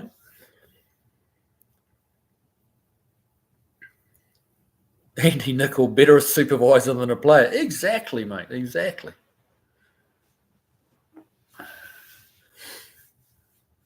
Todd Denio, 427 FE, sweet engines. I've got two of them in the workshop right now. One's getting ready to go back into that red fastback that we've done all the upgrades to. And we've got the engine out of that black fastback, the 427 FE out of that. We had a little bit of an oil pressure problem with that engine, but we've got that taken care of.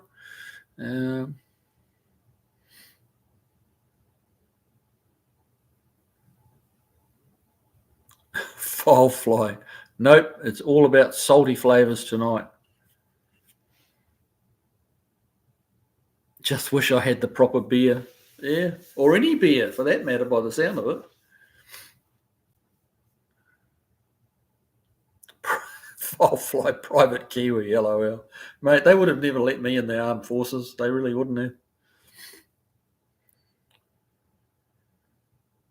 Barracuda, power fritter, blue cotton chips with a slice of lemon. Oh, blue cotton chips with a slice of lemon. Yep. Power fritters, man. It's been a long time since I had one of those. What do they call them here? Abalone, I think they call them here, as the American name for power. Yeah, it's been a long time.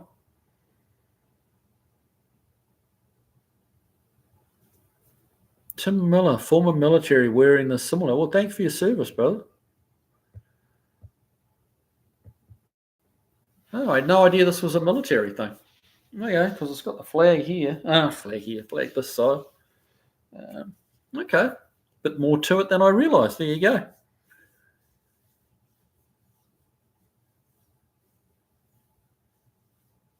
Paul Bruno, the Ford FE and small block Windsor, the 302, only US engines to win at Le Mans. There you go. Todd Denio, Australia has Foster's. What beer does New Zealand have? Well, they've got a few local beers. Spates is a South Island beer. And then, gosh, when I was a bit younger, it was always Lion Red and DB, which was Dominion Brewery's beer. That was the two big players was Lion Red and DB. And there was two distinct camps. There was the Lion Red fans, and then there was the DB fans. And a lot of shit was always thrown in either direction about the other's preference in beer. Lots of what would now be politically incorrect jokes about, the personal preferences of some of the Lion Red drinkers. Yeah, but that's a long story, which I'm sure Barracuda is well aware of. Barracuda. TV was for the women. Oh, good Lord. Okay. Yes. Volfly. Every now and again I pick up a Newcastle. Okay, yeah, Newcastle. Yeah, I remember that. Josh Homan, I heard a rumor that Australians don't like Fosters that much. You're absolutely right. They don't. They don't. It was a big beer once upon a time, but it got sold off to an overseas company that brews it. And now I think there's way more Fosters drunk outside of Australia than is drunk in Australia. And I don't really like it myself. We've got some Australian friends here in Nashville, and I saw some and bought some for them. And they're like, we don't drink that shit. It's like, oh, bugger, okay. So if anybody needs the Fosters, I've still got them in the fridge.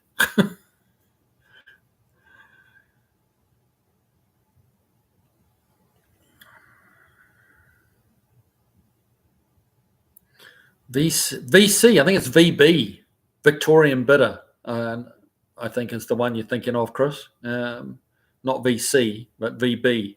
That was a very big seller.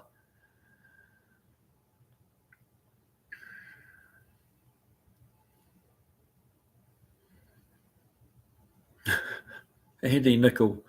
I get you. I haven't had a beer or any liquor since 1989. Well, good for you, man. But I had enough in the years before to last many lives. Oh, there you go. Tales to be told.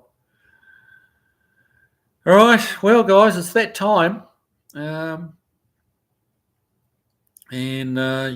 So what's that? Lots of beer brands based and made in Minnesota and Wisconsin. Okay. Granddad's showing Ted Wright Barracuda lolly water. Don't forget the good old Southland Bitter made in Invercargill. I'm not familiar with Southland Bitter. There you go. Foster's and a meat pie was the Australian lunch.